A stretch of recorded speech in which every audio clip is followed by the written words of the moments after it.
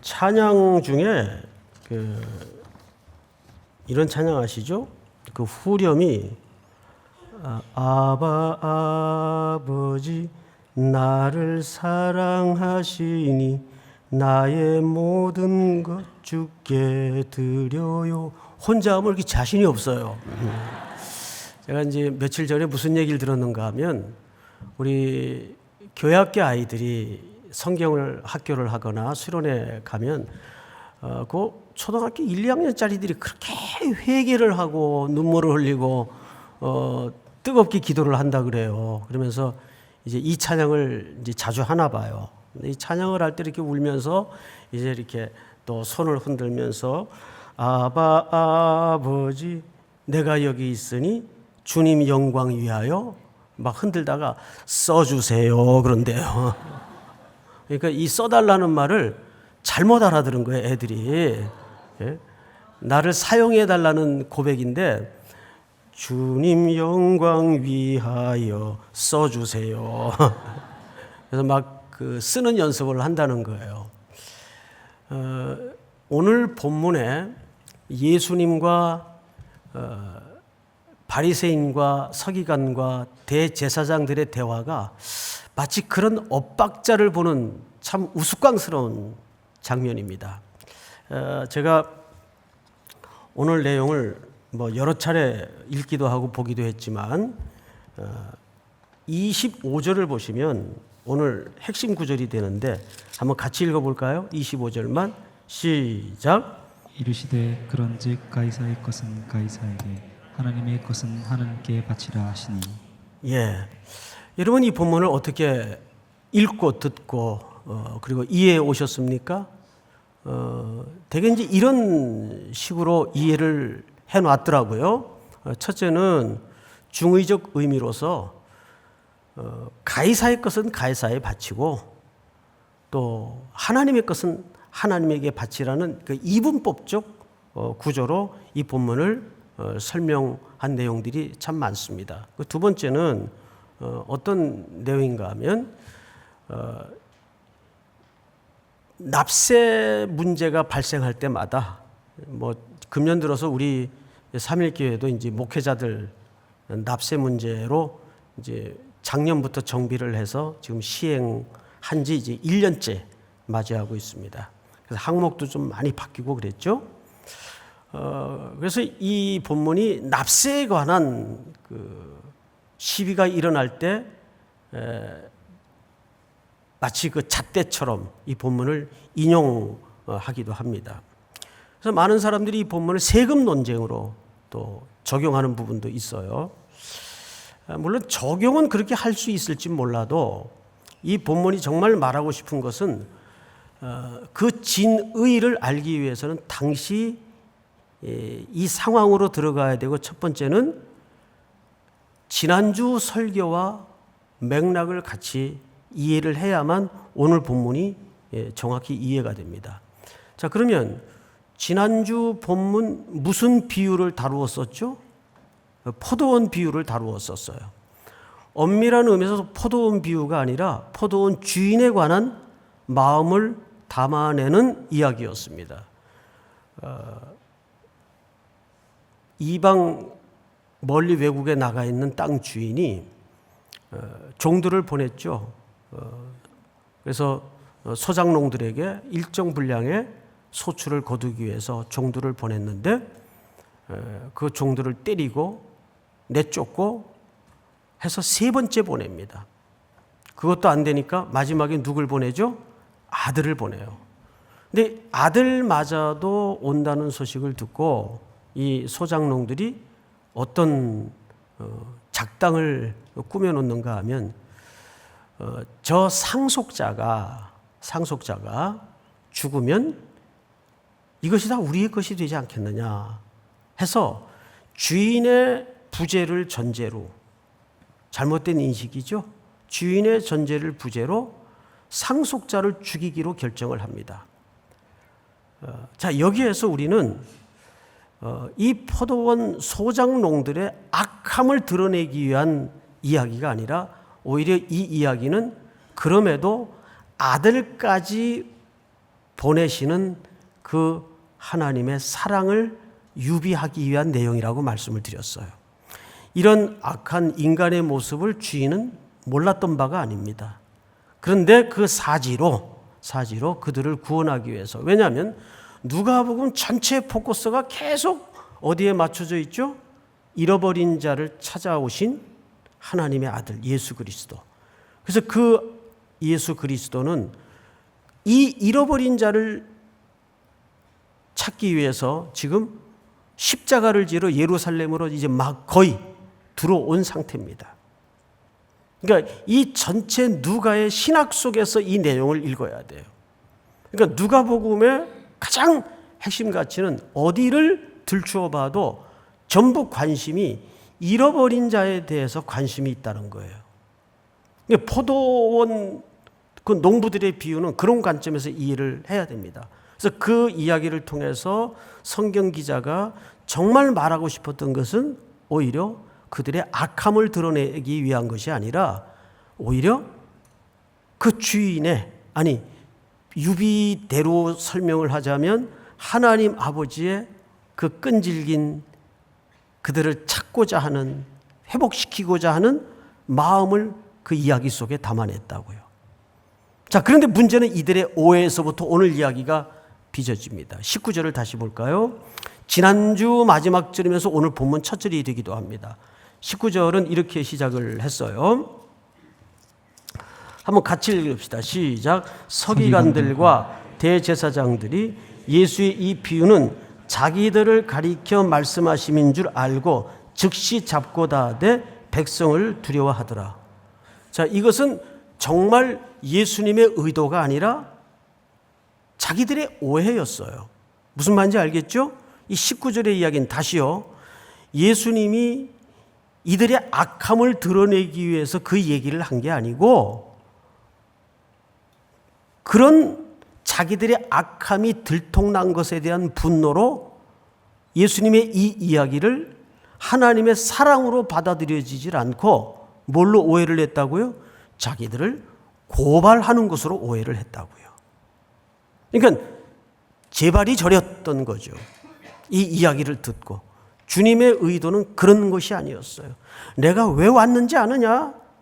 그 주인의 아들로서 너희를 구원하기 위해서 나는 죽기 위해서 왔다는 것을 설명하는데 이들은 그 하나님의 아들 앞에 마치 자기들의 그 민낯이 들통난 부끄러움으로 더 분노를 표현했던 겁니다. 그게 19절 말씀이에요. 자, 그리고 이제 19절 하반절에 보니까 즉시 잡고자 하되 누굴 두려워했어요? 백성들 두려워했습니다. 자, 우리 하나하나 풀어놓고 가십시다. 백성들을 왜 두려워했나요? 이 백성들이 지도자인데 어떤 부분을 두려워했을 것 같아요? 예, 우리는 이 누가의 스토리 속에서 금방 알아챌 수가 있죠. 지금 백성들은 예수에 대해서 내내 우리가 이야기 흐름을 쫓아오다 보니까 어떤 기대를 갖고 있었다는 걸 금방 알 수 있었죠. 이분이야말로 우리 빵의 문제를 해결하고 이 정치적인 억압의 문제를, 경제적인 문제를 해결해 줄 수 있는 메시아다. 그러니까 그들이 기대했던 구약의 메시아도 사실은 왜곡된 그림이었어요. 그래서 열렬히 호산나 호산나 하면서 예수님의 입성을 다른 목적과 기대와 오해로 환영하고 있었기 때문에 저 사람 정말 당장 잡아넣어서 죽이고 싶은데 백성들을 두려워해서 그러지도 못했던 겁니다. 그러다가 20절 볼까요? 이에 그들이 엿보다가 예수를 총독의 다스림과 권세 아래에 넘기려 하여 정탐들을 보내어 그들을 스스로 의인인 체하며 예수의 말을 책잡게 하니, 이렇게 되어 있습니다. 자, 이 부분에서 우리가 한 가지 좀 참고할 내용이 있는데, 여기 19절에 보면 서기관들과 대제사장이라고 나와 있고 20절에 보니까 이에 그들이 정탐을 보냈다라고 나와 있어요. 맞죠? 정탐을 보냈다. 자, 그런데 마가복음 12장에 보면 이건 직접 찾읍시다. 마가복음 12장 앞에 성경인데 12장 13절을 좀 한번 볼까요?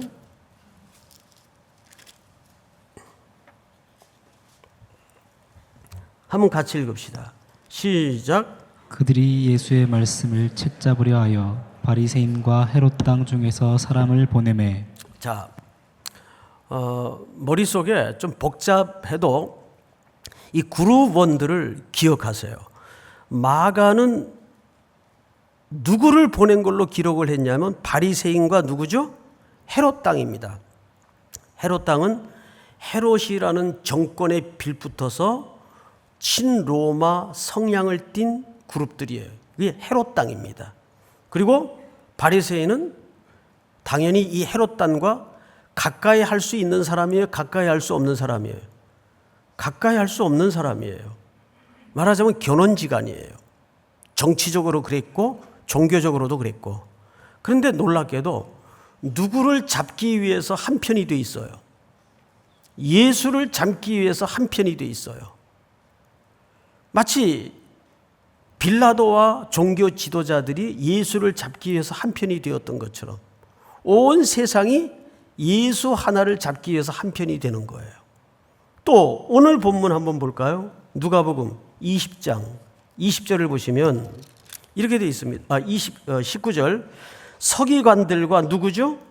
대제사장들입니다. 앞을 잠깐 보십시다. 서기관들이라는 직책은 언제 생겼다고 제가 여러 차례 말씀을 드렸어요. 최근에 바벨론 포로기에 생긴 직책입니다. 바벨론 포로기에 이 직책이 왜 생겼을까요? 바벨론 포로 생활 속에서 그들이 뼛속 깊이 파고 들어와 깨달아진 게 하나 있어요.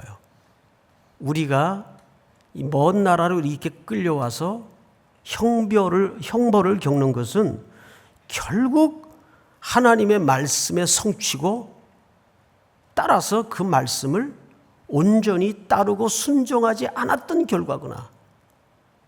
결국 해답은 그 하나님의 말씀으로 돌아가는 수밖에는 없다 해서 서기관이라는 직책이 생기고 바벨론 포로기에 회당이라는 공간이 만들어집니다. 그래서 그들은 누구보다도 말씀을 가르치고 말씀을 기록하는 일에 온 생애를 바쳤던 철저한 사람들이에요. 그러니까 거의 바리새인들과 한 짝이라고 할 수 있죠. 그런데 지금 누가복음에는 이 서기관들과 누구와 함께 예수를 잡고자 했습니까? 대제사장이에요.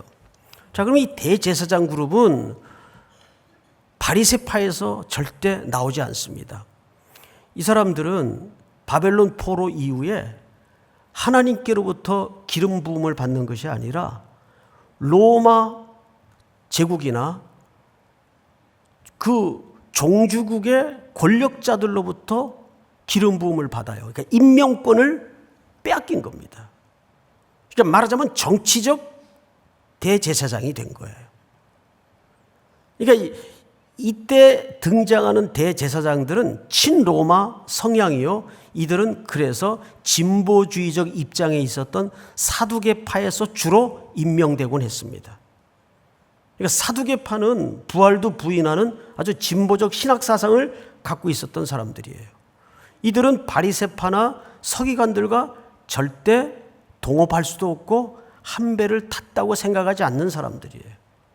그런데 오늘 누가복음의 내용도 그렇고 마가복음의 내용도 그렇고 절대 정치적인, 경제적인, 종교적인 이해상 함께할 수 없는 사람들끼리 짝을 이루어서 오로지 한 목표, 누구를 향하고 있어요? 예수를 향하고 있어요. 예수를. 이것이 오늘 이 문제의 배경이에요. 자, 그들이 그렇게 작당을 해서 21절 본문을 보겠습니다. 그들이 물어 이르되 선생님이여, 예수님에게 말하는 거겠죠. 우리가 아노니 당신은 바로 말씀하시고 가르치시며 사람을 외모로 취하지 아니하시고 오직 진리로서 하나님의 도를 가르치나이다. 이 아주 그럴듯한 표현에 속아서는 안 돼요. 이것은 예수님을 칭찬하는 듯하지만 올무를 놓기 위한 접근 방법이에요. 22절 한번 같이 읽어볼까요? 시작. 우리가 가이사에게 세를 바치는 것이 옳으니까 옳지 않으니까 하니. 네.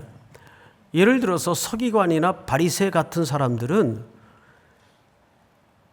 로마 정부 당국에 세금을 바치는 것은 옳지 않다고 평소에 몸으로 고난을 받고 학대를 받고 죽임을 당하고 그렇게 살아냈던 사람들이에요. 서기관들도 마찬가지예요. 그래서 그들은 시중에 돌아다니는 통용되는 로마 화폐가 그 당시 데나리온입니다. 보통 세 종류의 물질로 돈을 만들었죠. 금화, 은화, 동화인데 랩돈 같은 또 문화 같은 가장 낮은 가치의 돈은 그 동으로 만들었습니다. 그러니까 보통 통용되는 화폐 단위가 데나리온, 은전입니다. 예수님이 그들의 질문에 그 은전을 가져오라 그래요. 그래서 우리가 은전의 모양을 한번 볼까요? 그림을 좀 띄워주세요. 은전의 모양을 좀 보십시다. 네. 지금 은전의 앞면, 이 얼굴 그려져 있는 게 앞면이고 전신 몸이 의자에 앉은 모습으로 나와 있는 게 뒷면입니다. 자, 그런데 여기에 나타나 있는 글씨를 좀 한번 소개를 해드리겠습니다. 우선 앞면에는 뭐라고 써 놓았는가 하면 카이사르 아우구스투스 티베리우스 이런 글자가 주변에 이렇게 써 있고 얼굴 형상이 그려져 있죠. 이 말은 무슨 뜻인가 하면 신의 아들 티베리우스 황제라고 쓰여진 겁니다. 신의 아들 티베리우스 황제. 그러면 저 동전의 형상이 신이란 뜻이에요. 황제는 그 당시 뭐였죠? 신이었어요. 저게 이제 일반적으로 로마 제국하에서 통용되던 기본 화폐 단위입니다. 자, 그런데 이쪽에 뒷면으로 넘어가서 거기에는 어떤 글자가 써 있는가 하면 글자가 보이긴 보이죠, 여러분. 근데 이제 뜻은 이렇습니다. 폰티펙스 막시무스. 그러니까 이 말은 풀어 설명을 하자면 이런 뜻이 됩니다. 대제사장은 신의 대리인이요 또는 신이란 뜻입니다.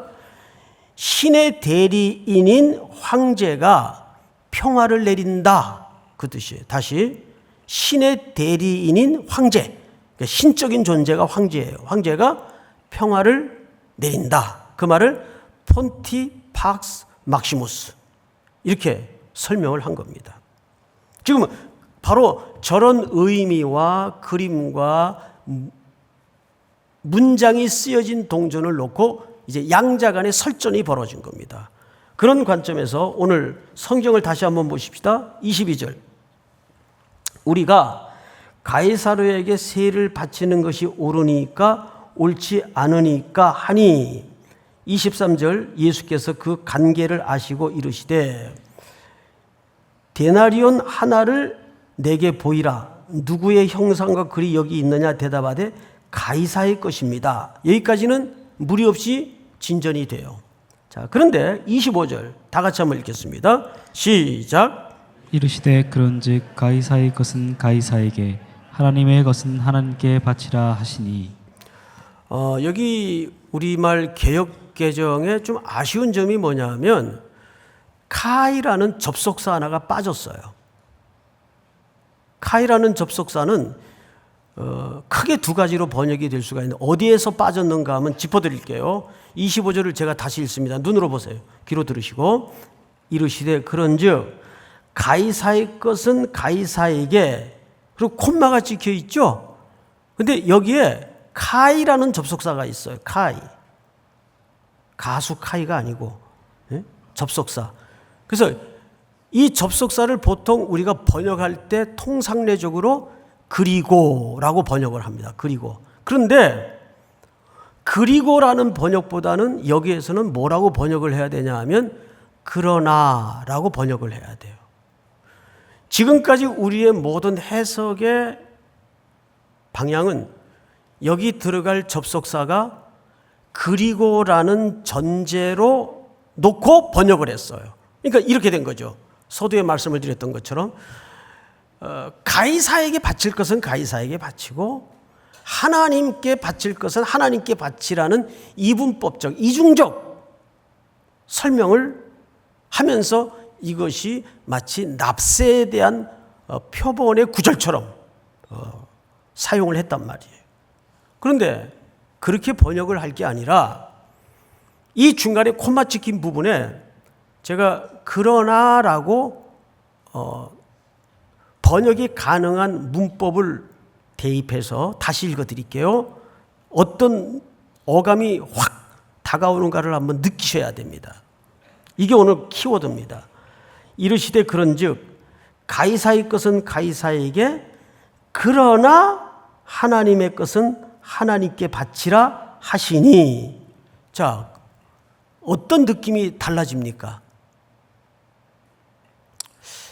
별 생각 없으세요? 어떤 느낌이 달라져요? 가이사의 것은 가이사에게 그러나 하나님의 것은 하나님에게 바치라. 자, 그러면 우리가 통섭적으로 한번 이해를 해보십시다. 하나님의 것이 아닌 게 있나요? 예? 그러니까 이 얘기는 예수님이 어마어마하게 더 높고 큰 얘기를 하는 거예요. 아니, 세상의 것이 따로 있고 하나님의 것이 어디 따로 있느냐. 여러분, 우리가 이런 식의 사고를 얼마나 많이 하는지 아세요? 이분법적 사고. 세상 일 따로 있고 하나님의 일이 따로 있는 거예요? 그런 거예요? 아니잖아요. 우리의 모든 제압과 일터의 소명이 그것이 하나님의 주권이 통치가 될 때 그게 누구의 일이 됩니까? 하나님의 일이 되는 거예요. 전문적으로 부름받아서 선교지에 나가야만 선교가 이루어지는 건 아니에요. 선교는 다양한 얼굴을 갖고 있다고요. 제가 오전에 소개해드린 것처럼 그런 아주 원색적인 차원의 선교도 있을 수 있지만 선교가 그런 얼굴만 갖고 있는 것도 아니에요. 제가 이제 내일 명절을 맞아서 일본은 명절이 없어요. 그래서 일본 나고야에 있는 히스콜 교회에 강의를 하러 갑니다. 거기 척산신학교가 있어요. 거기 또 담임 목사님이 좀 몸이 굉장히 좀 심각할 정도로 좀 안 좋으셔서 좀 위로 겸 신방도 할 겸 내일 저녁에 가서 화요일 수요일까지 이제 사도행전 강의를 이미 그 일본 제자가 제가 총신에서 가르쳤던 제자인데 그 제자가 번역을 다 했어요. 그래서 교재를 다 만들어 가지고 이제 강의를 하러 가게 됩니다. 그것도 뭐죠? 선교예요. 거리에 나가서 선포만 하는 것도 선교지만, 그러니까 하나님의 일은 정확한 의미에서 영역을 구분할 수가 없는 거예요. 그러니까 여기서 예수님이 정말 말하고 싶었던 건 뭐죠? 이겁니다. 자, 다시 재현을 해드릴게요. 동전을 갖고 오라 그랬어요. 이게 누구의 형상이냐? 가이사의 것입니다. 그럼 가이사에게 바쳐라. 그러나 하나님의 것은 하나님께 바쳐라. 자, 여기서 이제 거의 중요한 결론에 다 왔어요. 질문으로 그 결론을 한번 유출해 보죠. 하나님의 것이 어떤 겁니까? 뭐가 하나님의 거예요? 예수님은 이 얘기를 하고 싶었던 거예요. 여러분들이 하나님의 것 아니에요. 왜요? 당시 이 만몬이라는 주화는 이 로마 가이사의 형상이 그려진 이 주화는 로마의 철학과 로마의 가치관이 상징적으로 담아져 있는 돈이에요. 이것이 다 그 시대를 얘기했고 말했어요. 근데 하나님의 것은 뭡니까? 바로 여러분들이라는 말은 여러분들 안에 누구의 형상이 그려져 있습니까? 예. 여러분들 속에 누구의 형상이 있어요? 하나님의 형상이 있잖아요. 그러면 여러분들의 온 생애는 누구를 위해 드려야 되는 거예요? 하나님을 위해 드려야 되는 거예요. 그래서 여기 밭이라는 말이 2번 나오는데 그건 전부 뭐냐면 되돌려주라 그 말이에요. 어디 나옵니까? 성경을 잘 보세요. 22절. 우리가 가이사에게 세를 바치는 것이 옳으니까 바친다는 말이 나오죠. 그리고 예수님도 그 말을 받아 해요. 예수님도 이르시되 그런즉 가이사의 것은 가이사에게 하나님의 것은 하나님께 어떻게 하라? 바치라. 이것은 되돌려 놓으라 그 말이에요. 그분께 되돌려 놓으라. 왜? 우리의 망가진 하나님의 형상을 회복하고 되돌려 놓으라. 그러니까 이것은 세금 문제가 아니에요, 여러분. 이게 무슨 세금 문제예요? 우리 안에 누구의 형상이 있어요? 창세기 1장에 보면 우리를 뭘로 만들으셨어요? 하나님의 형상으로 우리를 빚었어요. 그럼 우리가 당연히 누구 것이 되어야 맞습니까? 하나님의 것이 되어야 맞아요.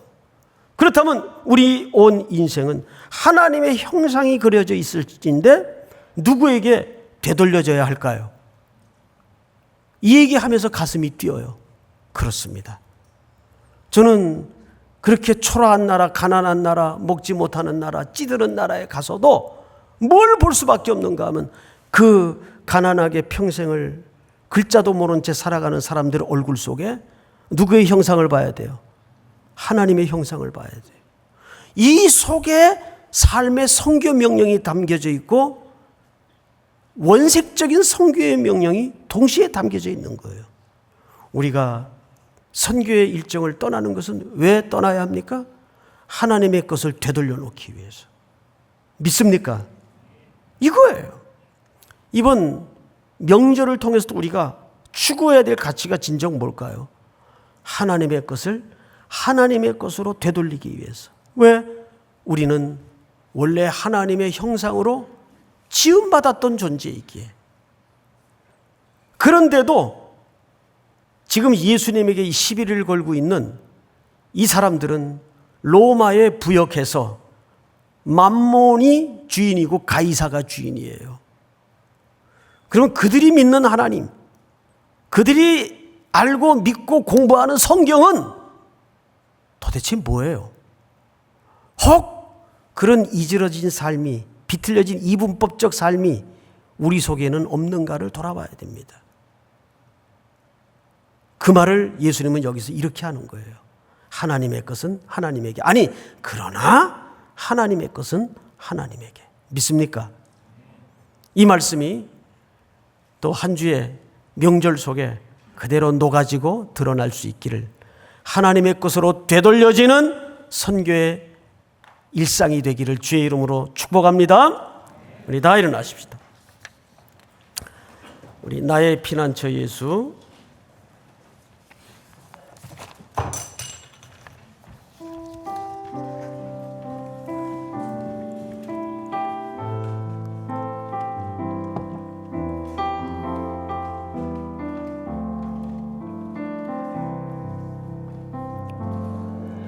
나의 피난처 예수 의지해요.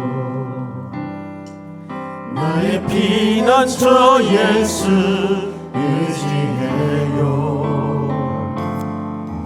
나의 가는 길에 거센 바람 몰아쳐와도 나의 피난처 예수 의지해요.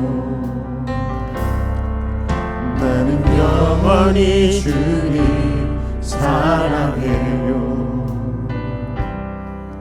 나는 영원히 주님 사랑해요. 세상 어떤 것도 나의 사랑 끊을 수 없네. 나는 영원히 주님 사랑해요. 아바 아버지, 아버지 나를 나를 사랑하시니 나의 모든 것 주께 드려요.